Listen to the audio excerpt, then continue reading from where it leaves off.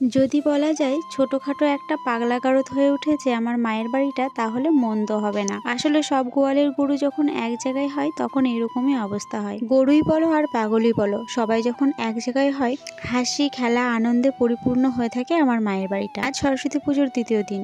একদিকে আমি বিয়ানের সাথে গল্প করছি আর রান্না করছি, একদিকে বড় জামাই উনুনে চাল ঢেলছে, আর এই যে ছোট জন কষা মাংস দেখে একা একাই ভাত বেড়ে নিয়ে মাংস টেস্ট করতে চলে এসেছে। আসলে অল্প বয়সে শাশুড়ি হয়েছে কিনা। মায়ের দিকে সকালের নিত্যভোগটা শুরু করে দিয়েছে মা সরস্বতী। তারপর খেলার আয়োজন করে সন্ধ্যাবেলাটা যেভাবে কাটিয়েছি।